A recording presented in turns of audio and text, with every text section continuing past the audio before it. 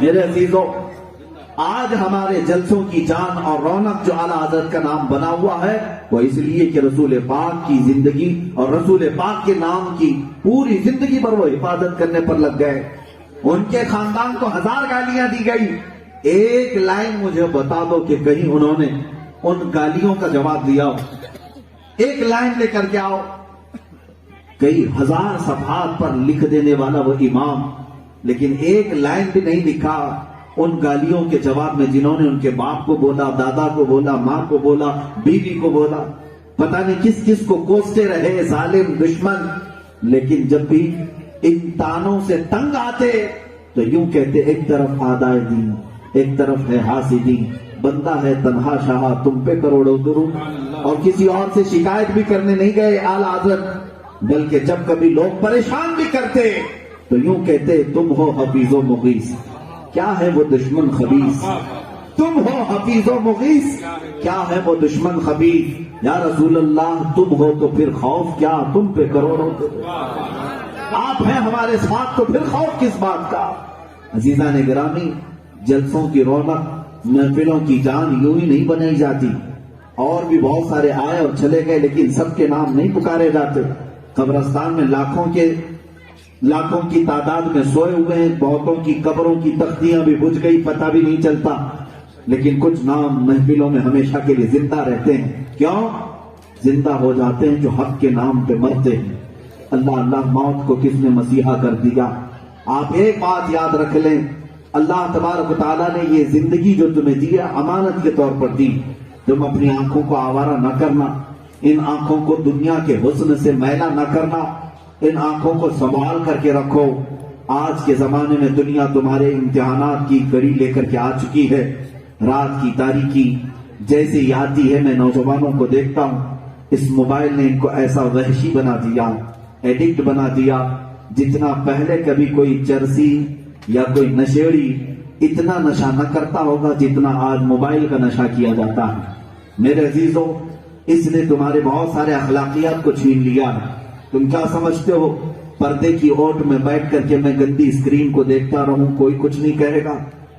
میں اشلیل تصویریں دیکھتا رہوں، اس میں گندی ویڈیو دیکھتا رہوں، کوئی کچھ نہیں دیکھتا، کوئی کچھ نہیں کہتا ہے؟ تم کیا سمجھتے ہو؟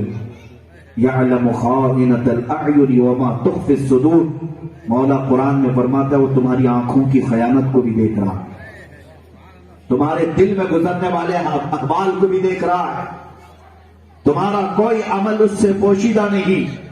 میں تو صرف یہ کہنے کے لیے بات چھیڑا کہ ایک خچر نے اپنی پیٹھ صرف اس لیے سنبھال رکھی تھی کہ مصطفیٰ سوار ہونے والے، میرے آقا سوار ہونے والے ہیں۔ یہ ناموس رسالت کی حفاظت ہے میرے عزیزوں۔ کاش تم بھی اپنے ہاتھ سنبھال کر کے رکھتے کہ اس سے مجھے مصطفیٰ سے مصافحہ کرنا ہے، اپنے ہاتھوں کو غلاظت میں جانے سے بچا لیتے کہ ان ہاتھوں سے مجھے میرے مصطفیٰ کریم سے مصافحہ کرنا ہے، ان آنکھوں کو بچا کر رکھ لیتے کہ میں دنیا نہ دیکھوں تو کوئی پرواہ نہیں، مفتی اعظم ہند کی طرح میں دنیا سے یہی کہتا ہوا جاتا، کچھ ایسا کر دے میرے کردگار آنکھوں میں، ہمیشہ نقش رہے روئے یار آنکھوں میں، انہیں نہ دیکھا تو کس کام کی ہے یہ آنکھیں کہ دیکھنے کی ہے ساری بہار آنکھوں میں۔ جنہوں نے اپنی آنکھیں بچا کر رکھی دنیا کے فحش چیزوں کو دیکھنے سے، لہو و لعب کو دیکھنے سے، گندی تصویریں اور گندی فحش چیزوں کو دیکھنے سے اپنی آنکھوں کی حفاظت کی، ان آنکھوں میں جلوہ رسول آ ہی گیا۔ موت سے پہلے انہوں نے اپنے نبی کو دیکھ ہی لیا، حضور پاک صلی اللہ تعالیٰ علیہ وسلم کا دیدار کر کے دنیا سے گئے۔ اسی لیے تو شہزادہ اعلیٰ حضرت فاضل بریلوی کے فرماتے ہیں مفتی اعظم ہند کہ قبر میں بھی جب فرشتے سوال کرنے پر آئیں کہ حضور کے بارے میں اگر پوچھیں کہ قبر میں فرشتے جو پوچھیں کس کی امت ہو، فرشتے جو پوچھیں قبر میں کس کی امت ہو، ایک عاشق رسول کیا کہتا ہے جواب؟ لو دیکھ لو ہے تصویر یار آنکھوں میں، لو دیکھ لو تصویر یار ہے آنکھوں میں۔ یہ وہی کہہ سکتا ہے جس نے اپنی آنکھیں زندگی میں بچا رکھی تھی اور اپنے نبی پاک کے جمال کو دیکھنے کے لیے۔ یہ ناموس رسالت کی حفاظت، لوگ یہ سمجھتے ہیں کہ صرف میں گلی کوچے میں نکل کر کے نعرے لگاؤں گا تو عزت رسول کی حفاظت ہو جائے گی، احتجاج کر کے پروٹیسٹ کر کے میں پوری بھیڑ جمع کر لوں حفاظت ہو جائے گی۔ تم خود اپنی ذات سے حفاظت کرو حضور پاک کی عزت کی، اس لیے کہ دنیا تمہارے اعمال کو دیکھ کر کیچڑ ان کی ذات پر اچھال رہی ہے. تمہارے حرکتوں کو دیکھ کر اگر نبی پاک پر کوئی انگلی اٹھاتا ہے، اس سے بری زندگی اور کیا ہو سکتی ہے؟ میرے برے اعمال کی وجہ سے اگر کوئی میرے نبی کو گالی دینے لگ گیا تو اس سے بری زندگی میری اور کیا ہو سکتی ہے؟ اس لیے مسلمانوں، تم اپنی ذمہ داری کا احساس کرو.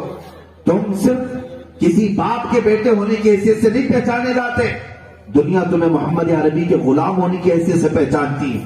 یہ تمہارے جو چہرے ہیں، یہ جو تمہاری داڑیاں، تمہاری ٹوپیاں، تمہارا لباس صرف احمد کا بیٹا، عبداللہ کا بیٹا نہیں کہلاتی، محمد رسول اللہ کا غلام کہلاتی. ظاہر سی بات ہے جب اتنی بڑی نسبت ہے تو اس عزت رسول کی حفاظت بھی تمہارے کندھوں پر ہے، تمہارے کندھوں پر ہے. آپ کیا سمجھتے ہیں مصطفیٰ کریم صلی اللہ تعالی علیہ وسلم کی عزت کی حفاظت کیسے کیسے کی گئی ہے؟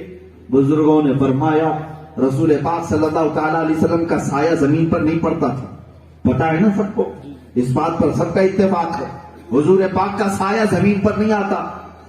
میرے عزیزوں، کیوں نہیں آتا؟ ہر ایک کا سایہ آتا ہے. انسان تھے رسول پاک صلی اللہ تعالی علیہ وسلم، سایہ کیوں نہیں آتا؟ محدثین اور بزرگان دین فرماتے اس لیے نہیں آتا کہ چہرے رسول کا عکس زمین پر آئے اور کسی اور کا قدم اس پہ نہ پڑنے پائے، کسی اور کا قدم اس پہ پڑنے نہ پائے. اللہ تبارک و تعالیٰ نے اس رسول پاک کی ذات کو ایسا محفوظ رکھا، زندگی پر کبھی میرے مصطفیٰ کے جسم پر مکھی نہیں بیٹھی، کبھی مچھر نہیں آیا. یہ حدیثوں میں موجود ہے. پوری زندگی پر رسول پاک صلی اللہ تعالی علیہ وسلم کے جسم پر میاں مکھی اور مچھر آنا کوئی معمولی، کوئی بڑی بات نہیں، ہر انسان کے پاس آتی ہے، یہ نارمل سی بات ہے. لیکن اللہ تبارک و تعالیٰ اپنے رسول پاک کے لیے یہ بھی گوارا نہیں کرتا کہ وہ مکھی جو کبھی غلاظت میں بھی چلی جائے، کبھی گٹر پہ بھی بیٹھ جائے، کبھی نالیوں پہ بھی بیٹھ جائے، اور ویسی مکھی کبھی رسول پاک کے جسم پر بیٹھے. مولا کو یہ بھی گوارا نہیں. مچھر کی بھی یہی کیفیت ہوتی ہے، کبھی وہ کچرے پر بیٹھتا ہے، کبھی غلاظت پہ بیٹھتا ہے. اللہ تبارک و تعالیٰ نے یہ بھی گوارا نہیں کیا کہ یہ دونوں جانور بھی حضور پاک کے جسم پر آئے. پوری زندگی مولا تعالیٰ نے ان چیزوں سے بچا رکھا. اور آپ جانتے ہیں سیدنا ابو بکر صدیق رضی اللہ تعالیٰ عنہ کیسے دفاع کرتے تھے ناموس رسالت کا، حضور کی عزت کا دفاع کیسے کرتے تھے. آپ دیکھیں مسجد نبوی شریف میں جب حضور نماز پڑھاتے تھے، آج بھی اللہ توفیق دے مدینے میں جانا، حضور کا وہ محراب آج بھی موجود ہے جس محراب میں کھڑے ہو کر حضور نماز پڑھاتے تھے. لیکن تبدیلی صرف اتنی ہوئی کہ حضرت ابو بکر صدیق نے حضور کی وفات کے بعد کیا کیا جانتے؟ حضور جہاں کھڑے ہو کر نماز پڑھاتے تھے یہاں قدم ہے، اور جب سجدے میں جاتے تو سجدے کی جگہ آگے ہوتی تھی. جہاں پر حضور پاک پیشانی رکھتے تھے، حضرت ابو بکر صدیق نے کیا کیا؟ وہ محراب کو شہید کر کے اور آگے لے لیا، اور آگے لے لیا، دیوار کو اور آگے لے لیا. اس لیے کیوں لیا؟ حضور پاک کی سجدہ گاہ کو انہوں نے دیوار کے اندر کر دیا. جہاں حضور پیشانی رکھتے تھے اس کو دیوار کے اندر لے لیا اور محراب کو اور پیچھے کر دیا. لوگوں نے پوچھا آپ نے حضور کے بعد یہ نیا کام کیوں کیا؟ صدیق اکبر کہتے ہیں مجھے یہ گوارا نہیں تھا کہ کوئی بھولے سے بھی اس جگہ قدم رکھ کر کے جائے جہاں رسول کی پیشانی نہیں. یہ ابو بکر صدیق رضی اللہ تعالیٰ عنہ فرماتے مجھے یہ گوارا نہیں تھا، اور میں نے محراب کو اتنا پیچھے لے دیا کہ اب دنیا میں قیامت تک آنے والا امام جو مسجد نبوی میں نماز پڑھائے گا سجدہ وہاں کرے گا جہاں رسول کے قدم لگتے تھے، سجدہ وہاں کرے گا جہاں حضور کے قدم ہوا کرتے. آج بھی وہیں سجدے ہوتے ہیں. عزیزان گرامی اوقات، حضرت ابو بکر صدیق رضی اللہ تعالیٰ عنہ اتنی حفاظت فرماتے کہ کوئی حضور سے ریلیٹڈ چیز کی بھی توہین نہ ہونے پائے. حضرت عمر فاروق کا حال یہ تھا کہ جب نئے لوگ مسجد نبوی میں آتے، حضرت عمر فاروق منبر پر بیٹھے یا مسجد میں بیٹھے، کوئی دور کونے سے چند لوگ بات چیت کر رہے تھے، ان کی آوازیں بلند ہوئی. حضرت عمر فاروق رضی اللہ تعالیٰ عنہ نے فرمایا کوڑا منگواؤ. کوڑا لایا گیا اور اس کے بعد آپ نے کنکریوں سے مار کر کے کہا نئے آئے ہوئے لوگ ہیں، میں تنبیہ کرتا ہوں کہ تم میں سے کوئی بھی مسجد نبوی میں بلند آواز سے بات کرے گا تو میں کوڑے لگاؤں گا، اس لیے کہ یہاں روضہ رسول ہے. حضور پاک صلی اللہ تعالی علیہ وسلم آرام فرمائے جانتے یہ حفاظت تھی، یہ ناموس رسالت کی حفاظت ہے۔ اور اعلیٰ حضرت فاضل بریلوی رضی اللہ تعالیٰ عنہ نے چند اشعار میں ناموس رسالت کا مسئلہ سمجھایا۔ صدیق بلکہ غار میں جان ان پہ دے چکے، صدیق بلکہ غار میں جان ان پہ دے چکے، حفظ جان تو جان فروز غرر کی ہے،